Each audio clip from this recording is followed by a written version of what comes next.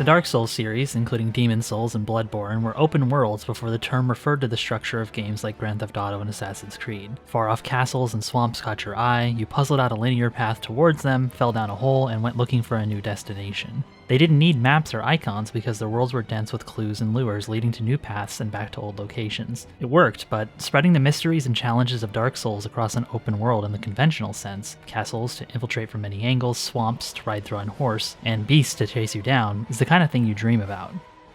Elden Ring, From Software's successor to the Souls series, is huge in comparison to the previous games, and what's in its open world is undeniably Dark Souls. It was a little better as a dream, though. The real Elden Ring is so much like Dark Souls at times that it feels distracting. There's a woman who levels you up, there's a throne to usurp, and many of the same types of monsters you find in Souls games, including some that are almost entirely identical. Scattering those things around an open world, it turns out, doesn't improve them, and robs them of the significance they had in the other games. The Souls games are excellent, so despite reusing much of what we've seen before, it all works. Where Elden Ring retreads the past, it's like playing a new remixed and remastered version of a Souls game, with some frustrating technical problems to really replicate those old times. And when Elden Ring reaches for something more, it soars.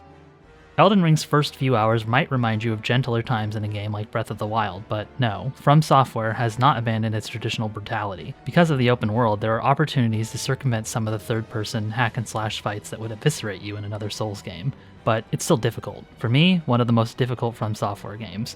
Elden Ring features the same deliberate combat that's now conventional for these types of games, except here it's fully refined. You swing, the enemy swings, and both of you can interrupt each other's attacks with acute timing. The best Elden Ring fights, like the best Souls fights, ask that you study the way an enemy lunges at you and look for openings to punish them when they miss. In action, it's almost turn-based, as you make your move and wait for the enemy to make theirs. These games are compelling because it rarely feels like the enemies use a different rule set than you, so when you find a way to eke out a win, whether it's through magic spells or explosive bombs, it's like you outsmarted a dungeon master. Elden Ring echoes some of the best fights in the series with towering bosses and groups of enemies that force you to make snap judgments about which to prioritize. But it also echoes some of the worst, giving its late game enemies and bosses so much health that beating them can be laborious instead of fun. It's the scale of it that tricks you into thinking it's gentler at first. I spent hours prodding at the autumnal landscapes of Limgrave and Liurnia, and didn't meaningfully raise my stats enough to withstand more than a swing from one of the two early major bosses. I defeated creatures on the surface and underneath the lands between, picked up useful items and gear, and upgraded my kit with the blacksmith, but none of them prepared me for Elden Ring's biggest threats.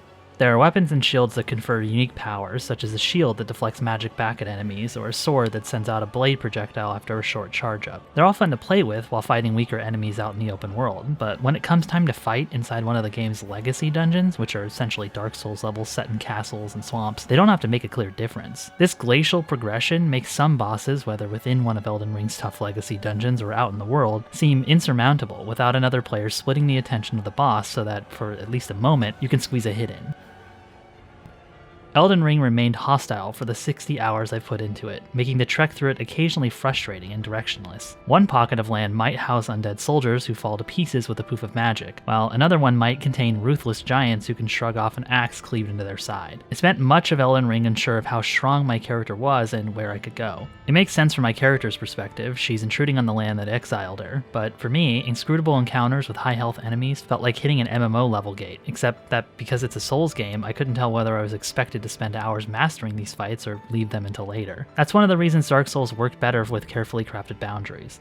Torrent, the horse you can summon almost any time while outside of Elden Ring's delineated dungeons and caves, is part of the problem too. There are worse horses to ride in games, you don't have to feed this one and it really gets stuck on rocks or shrubs, but galloping past massive enemies or through camps to pluck an item up from the ground can be exhilarating, especially if you're dodging enemy arrows and swipes. Eventually, or early on if I was feeling more adventurous, I faced fortifications and enemy types that specifically punished my four-legged freedom with heat-seeking arrows and trebuchet barrages. In certain areas, this pushback prompts you to use Elden Ring's surprisingly useful stealth mechanic to approach buildings, but other times it's hard to read what it's trying to convey. Torrent, while theoretically an empowering way to move through Elden Ring, led to confusion on how I should tackle certain battles or enemy camps. Once you understand the language of Dark Souls, it's clear where you should head next in its more contained world and where you shouldn't. A poison-soaked area might drain your healing resources on an initial run, but a forest nearby is full of herbs to stock up on. Elden Ring's problems often have similar solutions, but because the map is so big and dense, it was hours before I understood where I was supposed to use items like anti-poison herbs and armor built to withstand magic attacks that I found. Ruts like that are worth climbing out of to see Elden Ring's most tremendous moments. In its early hours, Dark Souls appears to be a typical fantasy setting with skeletons and dragons, but it eventually unfolds into an hourglass world where golden cities gaze down upon flooded ruins. When Elden Ring isn't recreating these locations, including that very same city down to the windows, or the poison swamp, or its own vacant version of the hub area, it's magnetic. Below the Lands Between lies one of the most beautiful areas in From Software's oeuvre, rivaling the sakura hues of Sekiro's final act. The reheated boss fights from the previous games undercut the impact. Although many of them are remixed and situated in different contexts, they are all blatant nods to what came before. I fought a spinning wolf with a sword in its mouth like Dark Souls' Sif, I dueled a knight with the same gait as Artorias, and I barreled through a library of minions to disrupt a floating boss that resembles Fool's Idol from Demon Souls. Dark Souls 2 and 3 were full of references to the previous games, but neither of them promised to be a whole new universe birthed in part from the mind of a famous fantasy author. Elden Ring could have been anything, and yet, for an absurd amount of its length, it's disappointingly interested in reprising the Souls games, even if doing so puts it above so many other action RPGs. Demon Souls and Dark Souls didn't birth an entire genre and its voracious fans by being full of things the developer had already done. They created the trend, and Elden Ring simply continues it by using many of the same parts as the previous games.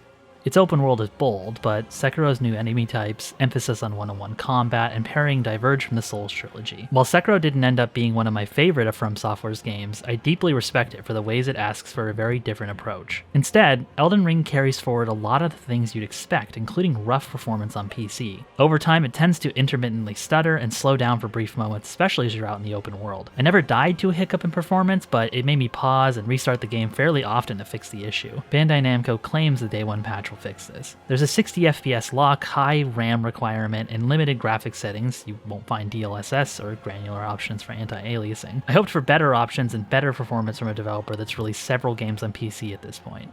Like with Dark Souls though, Elden Ring's technical flaws are worth putting up with and will hopefully be fixed soon, either by a modder or official patch. And when it stops clinging to the past so much and you plop off a cliff after being chased by wolves and find a swirling gate that takes you far outside the known map to meet a hunched over beast man, the idiomatic dream logic of Elden Ring reminds you that no other developer creates fantasy worlds this repeatedly transfixing. Elden Ring is junk food for From Software fans. It's more of what I already adore, but family-sized. It has everything that makes these games so intoxicating, and that lodges their intricate fiction into my brain. But its devotion to what came before is distracting. It dulls the impact of those moments where Elden Ring leaps beyond its past to demonstrate why From Software games are unparalleled by all who attempt to replicate them. As another Souls game, I love Elden Ring, but as the latest game from Software, I wanted it to dream a little bigger. I bid thee travel the path of the Lord, and once all is done, we shall see each other once more.